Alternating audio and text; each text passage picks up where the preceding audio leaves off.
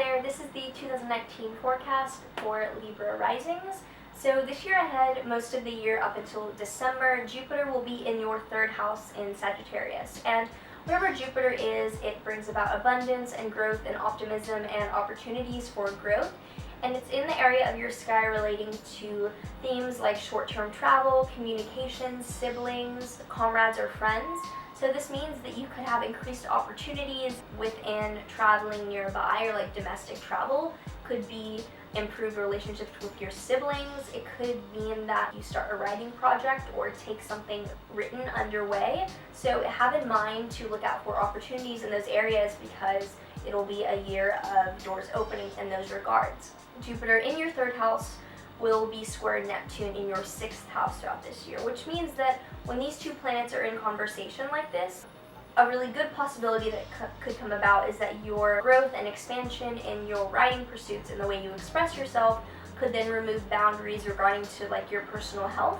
Like you could find that expressing yourself really benefits you on a psychosomatic level, if that makes sense.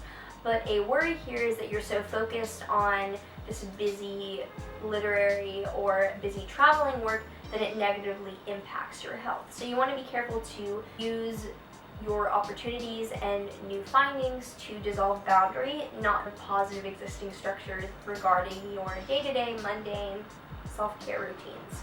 Saturn and Pluto are there in your fourth house in Capricorn, and they've been there already, so this energy represents necessary changes and obstacles for growth in terms of your home and family life. And you probably already felt this a bit, and those two planets will be there for the next few years. So understand that growing up and getting mature and realistic and authentic is being asked of you in the sphere of home life and family life. Last year, Uranus moved into Taurus in your eighth house, and it then retrograded back into Aries, but it'll be firmly moving forward for the next 6 years in Taurus starting this spring. And Uranus is the planet of unexpected liberation and change and upheaval and radical new ideas. And it's in a house relating to other people's money and shared resources with others, which could be really intimate on a deep level, could be relating to the taboo, buried psychological things that we don't want to deal with, kind of like the muck of the world. Eighth house is kind of like death, sex, taxes type of area. With Uranus in Taurus there, it can be bringing unexpected changes to the way that you are dealing with other people's money, or it could bring changes to the way that you view taboo matters. And this planet will be there for 6 years, so this will be a long-term change in the way that this area of life shows up for you. The eclipses this year will be in your fourth house, 10th house axis, which means that the areas of life that it'll be highlighting for you will be career and work versus internal family life. And you can expect new developments and to be able to set intentions for growth in those areas, because those parts of your life will just continually be changing and highlighted this year specifically. Later on in the year, on October 4th, Mars will move into your first house.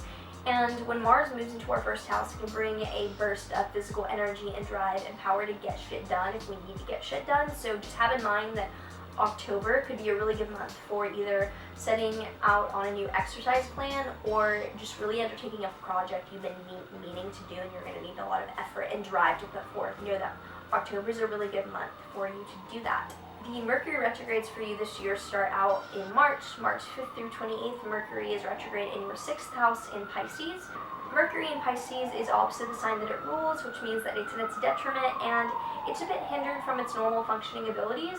And it's in the house relating to your day-to-day mundane health routine and matters like that. So know that in March, it might not be the month to get a cosmetic surgery or start out a new medication or things like that, because it could either be delayed or unexpected obstacles could come about regarding those matters. Next, July 7th, continuing on through July, Mercury will be retrograde in Leo in your 11th house. So know that July might not be the month for making really large-scale social plans like conferences or community gatherings, just because things are more likely to get muddied up. Finally, October 31st into November, Mercury will be retrograde in your second house in Scorpio, which means that matters relating to personal finances and possessions and money might not be the best time to set in place important plans like contracts or business dealings or new bank accounts regarding those. Overall, this is a year that's really asking you to develop the voice that you communicate in the world with, and asking you to